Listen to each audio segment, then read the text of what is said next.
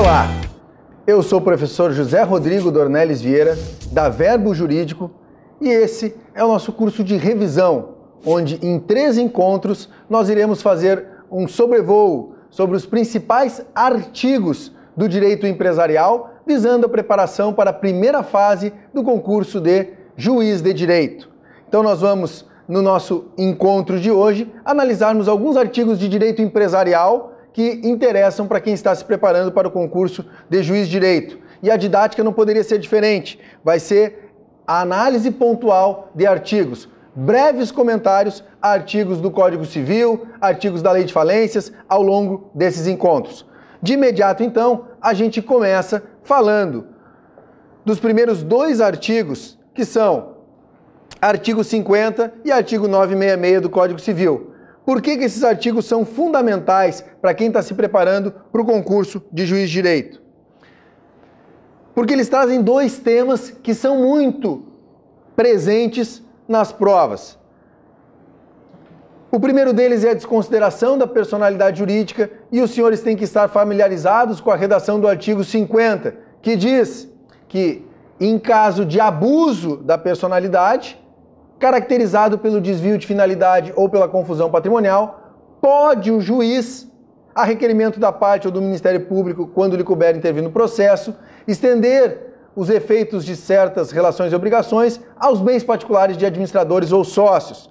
A gente sabe que a teoria da desconsideração tem o seu berço lá na Inglaterra, no caso Salomon versus Salomon, né? O berço da teoria da desconsideração. Se espalhou pela Alemanha, pelos Estados Unidos. A gente pode citar o Maurício Wormser nos Estados Unidos, o Rolf Serig na Alemanha, como bons doutrinadores em matéria de desconsideração.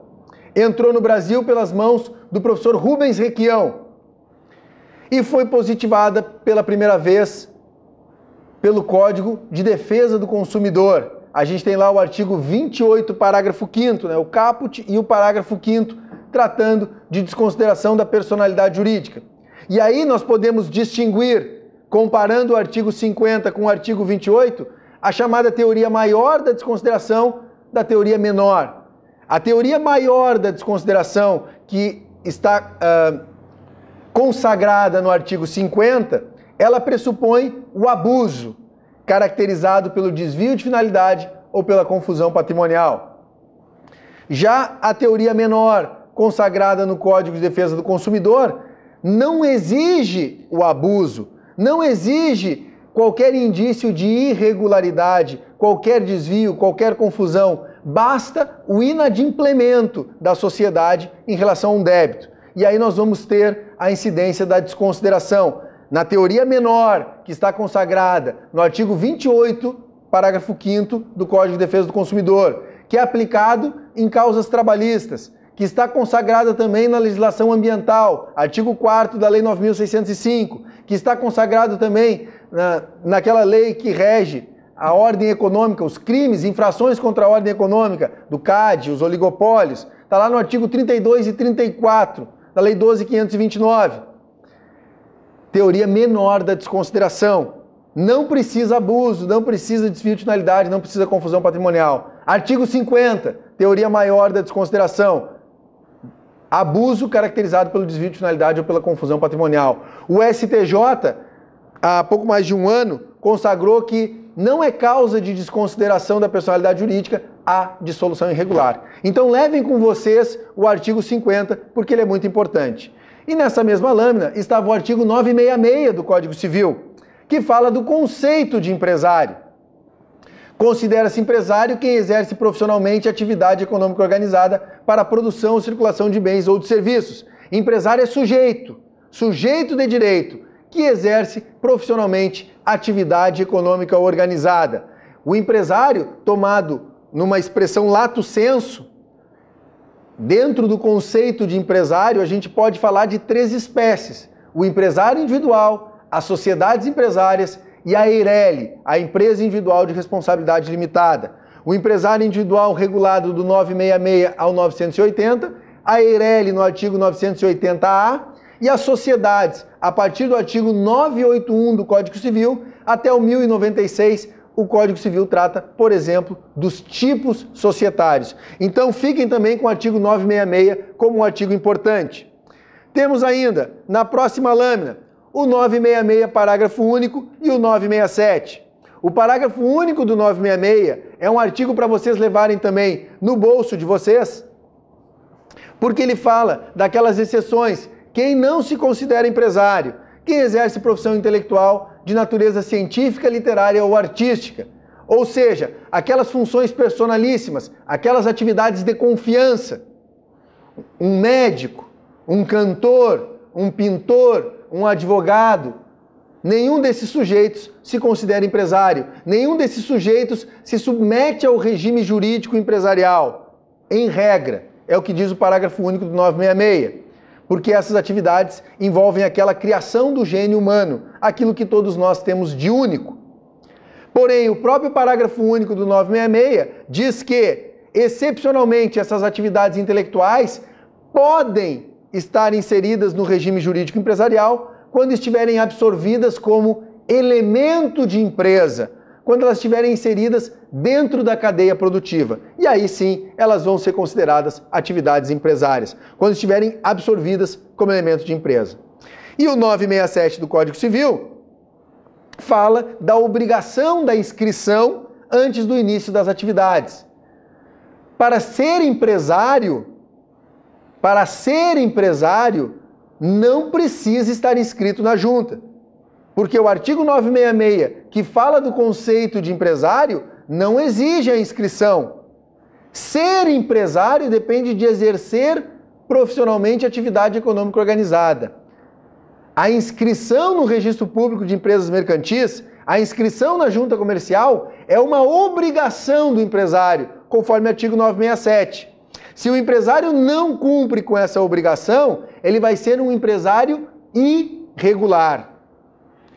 Não vai ter CNPJ, não vai ter carteira de trabalho, não vai poder assinar a carteira de trabalho dos empregados, não vai poder emitir nota fiscal, não vai poder pedir recuperação judicial, não vai poder se enquadrar como MEPP. A responsabilidade vai ser ilimitada de todos que participem daquele empreendimento, do próprio empresário individual, ou se for uma sociedade em comum, vai gerar responsabilidade ilimitada para quem exerce atividade empresarial de modo irregular. Então, fiquem com essa ideia também. A inscrição na junta é uma obrigação do empresário, que vai tornar regular a sua atividade. Mas a caracterização do empresário independe do registro. Indo adiante, mais artigos selecionados para vocês lembrarem para a prova objetiva.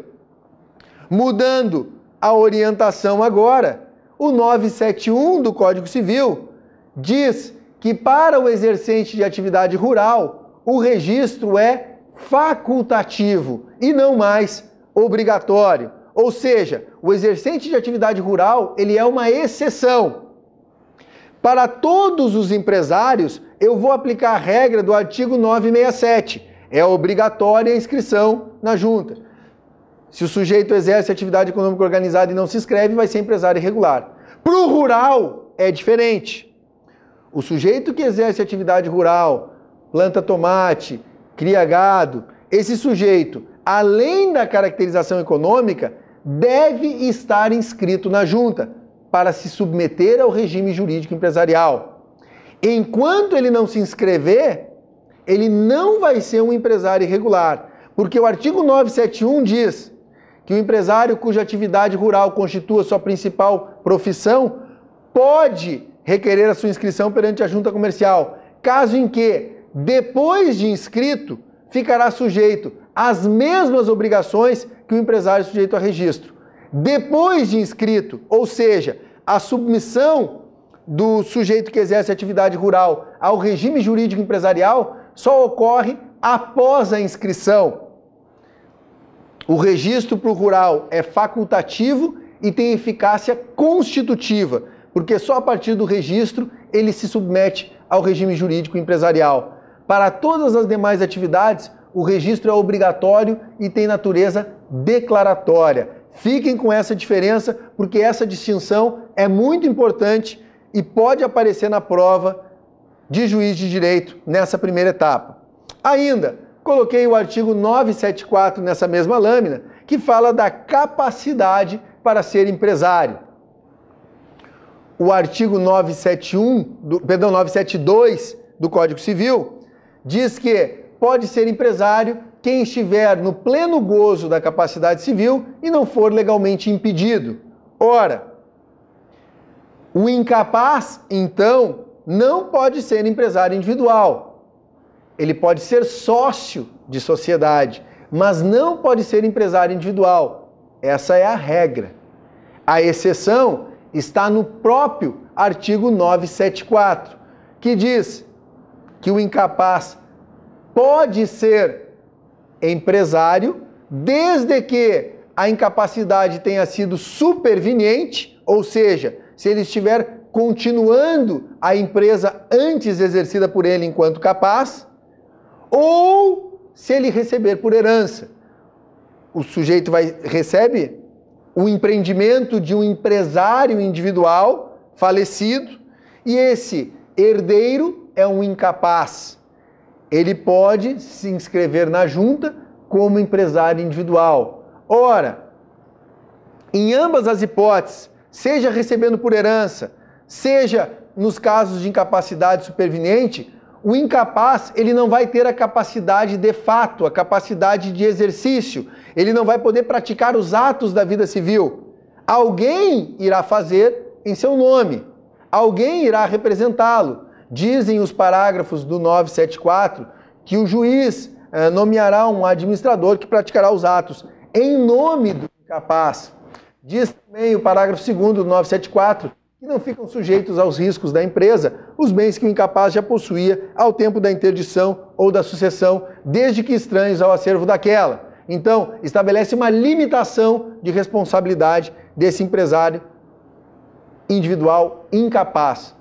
E lembrando, o incapaz pode ser sócio de sociedade, é um ato ordinário de gestão, não precisa autorização judicial para que o incapaz seja sócio de uma sociedade.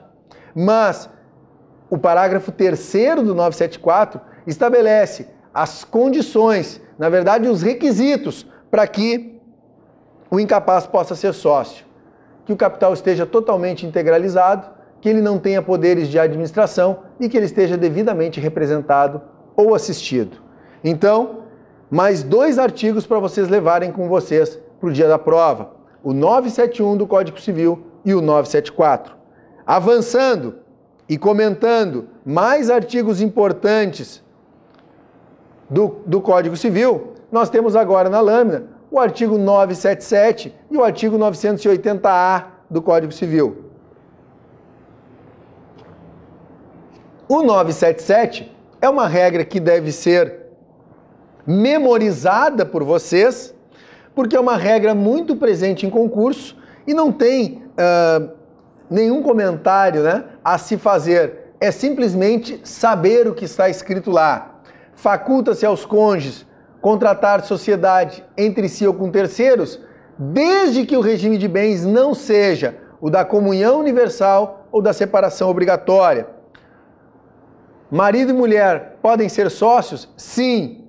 Sim. Se estiverem casados no regime legal, no regime que hoje é o determinado por lei, que é a comunhão parcial de bens, não tem problema nenhum.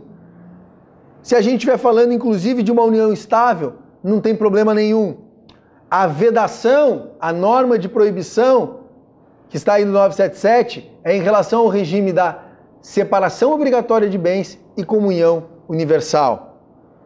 Se for uma separação convencional de bens, também não cai na regra de proibição. Então, o 977 é um artigo que merece atenção, porque pode aparecer no dia da prova para vocês. Coloquei ainda o 980-A do Código Civil. E por que coloquei o 980-A? Porque ele trata da EIRELI. E a EIRELI é um outro tema importante que vocês devem saber, inclusive o 980-A, que fala que a EIRELI é uma pessoa jurídica cuja a totalidade do capital está concentrado nas mãos de uma única pessoa,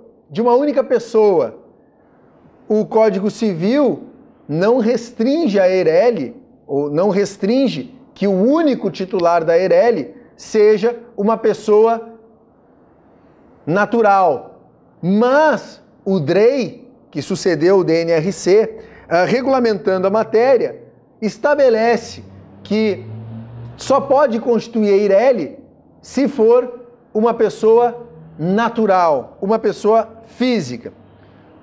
Não é possível, não se consegue hoje instituir uma Eireli se for uma pessoa jurídica, né? Uma pessoa jurídica não consegue instituir uma Eireli. Não é uma norma legal, não está na lei essa proibição, mas no âmbito regulamentar há uma vedação que existia já no tempo do DNRC e continua existindo atualmente com o DREI. Só se entrar com mandado de segurança. Então, se cair na prova, a Eireli é constituída por uma única pessoa, marca em verdadeiro, porque é o que está no 980A do Código Civil. Se falar uma pessoa jurídica, eu marcaria falso, porque uma pessoa jurídica não consegue constituir uma Eireli. Se disser que a Eireli só pode ser constituída por pessoa física, eu marcaria verdadeiro, porque assim é na prática. Embora essa exigência de ser pessoa física seja uma exigência infralegal, é assim que o nosso direito está sendo aplicado.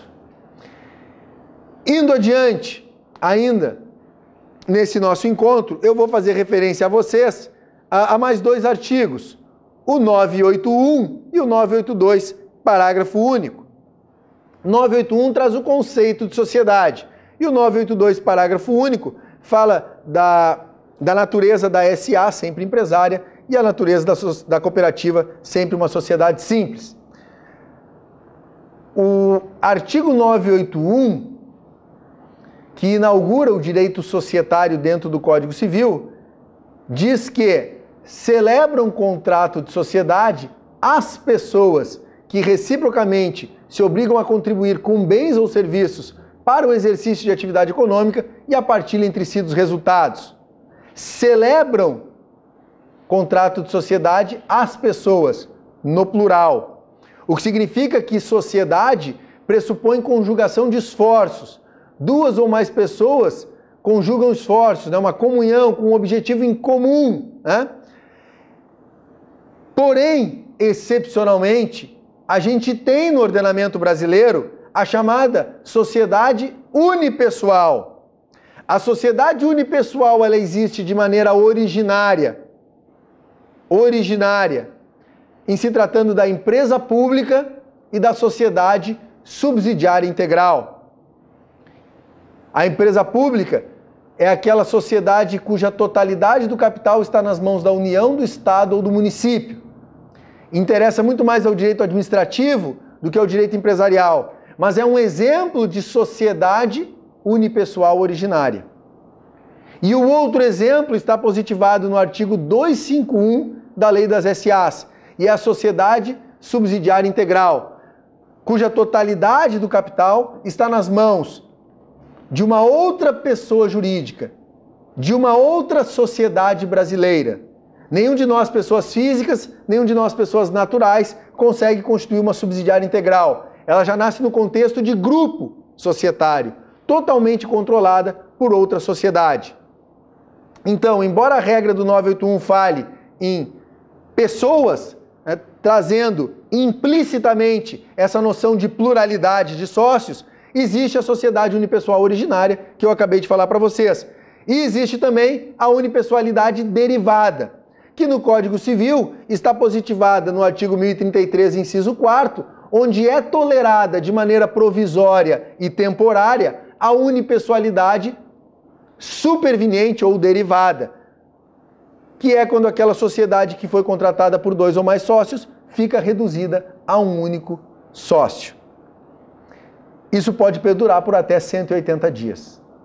Ainda dentro do artigo 981, o 981 diz que celebra o contrato de sociedade as pessoas que reciprocamente se obrigam a contribuir com bens ou serviços. Na verdade, se for uma limitada ou uma SA, só podem contribuir com bens, né? Só podem contribuir com bens, não pode integralizar serviços. Leiam lá o 1055, parágrafo 2º. Vocês vão ver que na limitada é vedada a integralização de serviços, assim como na SA. Então, contribuem para a formação do capital social e partilham os resultados. E aí, senhores, a gente pode lembrar dos direitos e deveres dos sócios, né? Os sócios, eles têm deveres de natureza pessoal, os deveres do sócio, o principal dever é contribuir para a formação do capital social,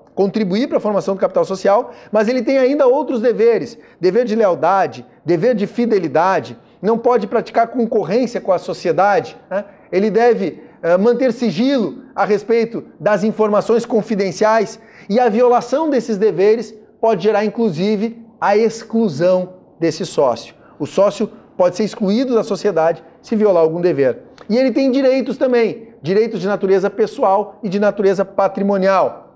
Vou citar alguns direitos. Direitos de natureza pessoal: fiscalizar, votar e ser votado, embora votar e ser votado não seja um direito essencial das SAs, conforme artigo 109 da Lei das SAs, mas é um direito mencionado pela doutrina. E também o direito de retirada. Direito de fiscalização, direito de votar e ser votado e direito de retirada. Esses são os direitos pessoais. Direitos de natureza patrimonial: participar nos lucros, receber o reembolso em caso de retirada e participar do acervo em caso de liquidação. Todos esses comentários relacionados ao artigo 981, só para mostrar como a partir do conceito de sociedade a gente pode trabalhar algumas noções muito importantes para quem vai fazer a prova de juiz. E ainda eu citei na lâmina, para encerrar essa nossa aula de revisão, essa nossa primeira aula de revisão, o artigo 982 estabelece no seu caput a dicotomia entre a sociedade simples e a sociedade empresária, e o parágrafo único do 982, levem com vocês: SA sempre é uma sociedade empresária, cooperativa sempre é uma sociedade simples. Por que é importante saber isso? Porque normalmente a regra é que vai ser uma sociedade empresária aquela que exerce atividade própria de empresário sujeito a registro. Ou seja, aquela sociedade que exerce atividade econômica organizada. Essa é a regra. Mas, excepcionalmente, nós temos um tipo societário que, independente do seu objeto, independente do que ela faça, independente de exercer profissionalmente atividade econômica organizada ou não, ela sempre se submeterá ao regime jurídico empresarial, a SA, em razão do tipo societário adotado. E essa é uma exceção à regra do 982 caput. E por ser uma exceção, tem muita chance de aparecer na prova e por isso está aqui na nossa aula de revisão. Então, SA sempre empresária, cooperativa sempre sociedade simples. Você sabe que quanto ao gênero ou natureza, existe essa dicotomia. Toda sociedade visa lucro, mas nem toda sociedade é empresária. Vai ser empresária aquela que exercer atividade própria de empresário sujeito a registro, né, conforme o artigo 966, e as demais serão consideradas sociedades simples, aquelas dos profissionais do parágrafo único do 966. A sociedade empresária tem registro do ato constitutivo na junta, a sociedade simples tem registro do seu ato constitutivo no registro civil de pessoas jurídicas. Senhores, o que eu propunha para essa primeira aula de revisão era lembrar esses artigos para vocês. Nós teremos ainda outros encontros em que serão tratados outros artigos, breves comentários acerca daqueles artigos mais importantes da matéria de direito empresarial. Agradeço muito a atenção de vocês, bons estudos e fiquem conosco.